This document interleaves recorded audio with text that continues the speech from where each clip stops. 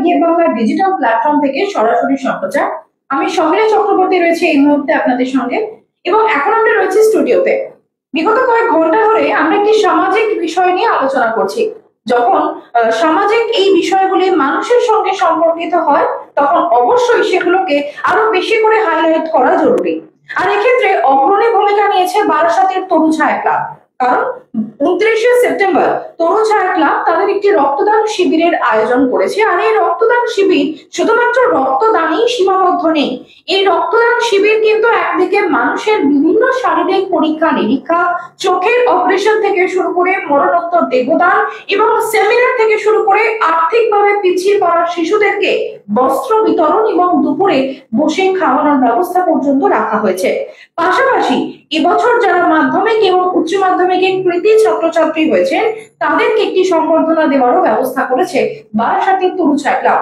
গোটা বিষয়টি নিয়ে এই মুহূর্তে আলোচনা করবো। আমাদের সঙ্গে স্টুডিওতে রয়েছেন সুগার এবং মেডিসিন বিশেষজ্ঞ ডক্টর অরিত্র ভট্টাচার্য। প্রথমে আপনাকে স্বাগত জানাবো।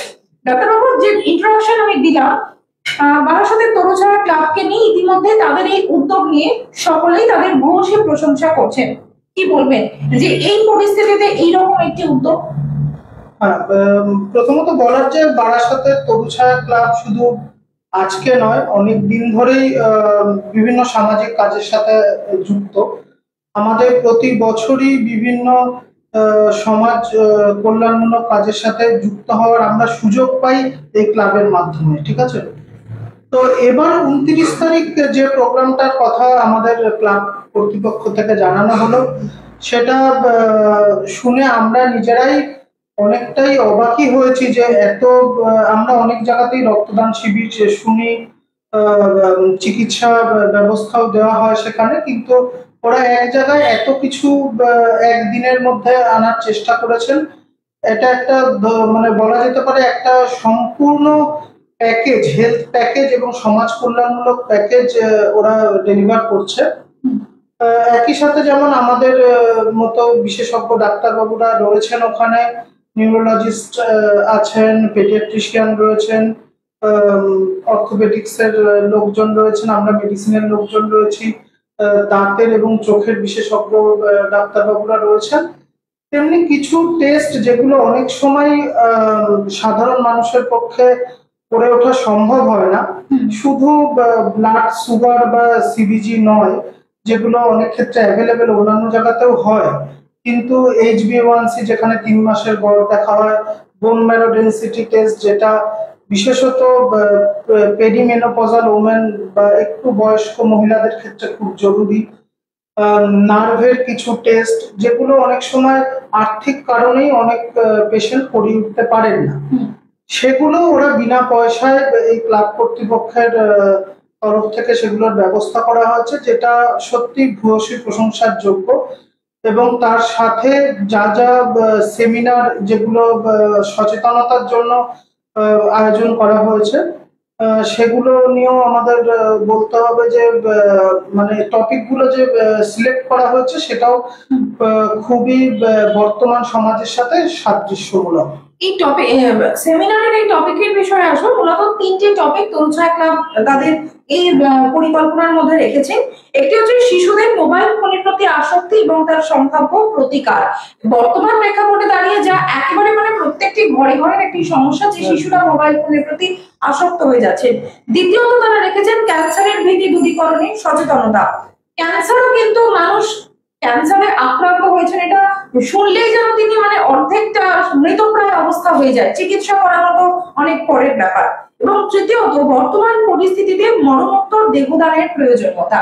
3টে টপিক কিন্তু সামাজিক প্রেক্ষাপটে একে অপরের সঙ্গে একদম সামঞ্জস্যপূর্ণ। সেক্ষেত্রে দাঁড়িয়ে কি বলবেন? প্রথম কথা, রক্তদান নিয়ে যদি আমরা বলি, আমরা জানি যে বারাসাত রক্তদানের শহর। এটা রক্তদান শিবির প্রতিদিন বারাসাতে কোথাও না কোথাও হয়। তার সাথে আরেকটা জিনিসকে আমি তুলে ধরতে চাইছি, সেটা হচ্ছে মরণোত্তর দেহদান। মরণোত্তর দেহদানেও এখন বারাসাতের যে সংস্থাকে এই ক্লাব কর্তৃপক্ষ নিয়ে আসছেন, যে সংস্থাকে এই সেমিনার আয়োজন করার কথা বলা হয়েছে, সেই বারাসাত সামাজিক সংস্থা ইন্টারন্যাশনাল খ্যাতি সম্পন্ন হয়েছে এবং ন্যাশনাল এবং ইন্টারন্যাশনাল অ্যাওয়ার্ড পেয়েছে। এই এনজিও মরণোত্তর দেহদান আন্দোলনে, এই মরণোত্তর অঙ্গদান আন্দোলনে শুধুমাত্র বারাসাত নয়, সমগ্র দেশের মধ্যে অগ্রণী ভূমিকা নিচ্ছে। তো তাদের মুখ থেকে শোনা, তাদের মুখ থেকে মানুষকে আরো বেশি এই মরণোত্তর অঙ্গদানে উৎসাহিত করা, এটা অবশ্যই একটা ভূয়সী প্রশংসার যোগ্য। আর এটা তো আপনি বললেনই যে বাচ্চাদের মোবাইল ফোনের প্রতি আসক্তি, এটা আমাদের যিনি পেডিয়াট্রিশিয়ান থাকবেন উনি আরেকটু ভালোভাবে বলতে পারবেন। আমাদের সব বাড়িতে, আমারও ছোট বাচ্চা আছে, সবারই একই সমস্যা। আমরাও ডাক্তার হয়ে সবসময় সেগুলো আটকাতে পারি না। ওনাদের কাছ থেকে শুনলে আমরা বিষয়টা আরো ভালোভাবে বুঝতে পারবো। আর যে কোনো রোগের, ক্যান্সার শুধু নয়, আমরা যেটা মূল মন্ত্র, যেটা মূল এসেন্স এই প্রোগ্রামের, সেটা আমার মনে হয়েছে প্রিভেনশন। কারণ রোগ হলে আমাদের ডাক্তারবাবুদের কাছে ওনারা আসেন, আমরা ওষুধ লিখে দিই, সেটা হলো, কিন্তু রোগ হয়ে যাওয়া মানে অলরেডি এই অসুখটা এক গোলে এগিয়ে আছে, ঠিক আছে, যে রুগী সে গোল খেয়ে গেছে। তো প্রিভেনশনটা জরুরি। যাদের রোগ নেই তারাও আসুন। যে টেস্টগুলো করা হচ্ছে সেগুলো মূলত রোগ হওয়ার আগে অথবা প্রাথমিক পর্যায়ে যাতে আমরা ধরতে পারি, যাতে এখন থেকে আমরা প্রিভেন্ট করতে পারি, যাতে রোগ বা তার সম্পর্কিত কোনো রকম কমপ্লিকেশনে মানুষকে না যেতে হয়, সেটার জন্যই এই স্বাস্থ্য শিবির বা এই রক্তদান এই দিনের যে প্রোগ্রাম, সেটা যদি একজন মানুষকেও আমরা কোনো রোগের হাত থেকে বাঁচাতে পারি, তাহলেই আমরা মনে করবো এই অনুষ্ঠানের সার্থকতা হবে। ডক্টর ভট্টাচার্যের কথার রেশ ধরেই বলতে হয়, অর্থাৎ এক ছাতার তলায় আমি কি পাচ্ছি, চোখ থেকে শুরু করে ব্লাড থেকে শুরু করে বিভিন্ন আরো ক্ষুদ্রাতি ক্ষুদ্র যে শারীরিক পরীক্ষা নিরীক্ষা, যেগুলো অনেক সময় মানে দেখতে নামে ছোট হলেও কিন্তু করতে গেলে যার চিকিৎসার খরচ অনেকটাই পড়ে যায়, আর সকলের পক্ষে সেই খরচটা কিন্তু সামাল দেওয়া সম্ভব হয় না। সেক্ষেত্রে তরুছায়া ক্লাবের পক্ষ থেকে একটি মানে মূলত ব্লাড টেস্টের জন্য একটি কার্ডের ব্যবস্থা করা হয়েছে 350 টাকার মধ্যে, যেখানে তারা বিভিন্ন রকমের টেস্ট করাতে পারবেন, যেগুলি বিভিন্ন ডায়াগনস্টিক সেন্টারে করাতে গেলে অন্তত 2 থেকে 2,500 টাকা তো খরচা হয়েই থাকে। তাহলে এই যে তাদের একটি উদ্যোগ, এবং পুজোর আগে যেভাবে তারা মানুষের পাশে এভাবে এসে দাঁড়ালেন, কি বলবেন?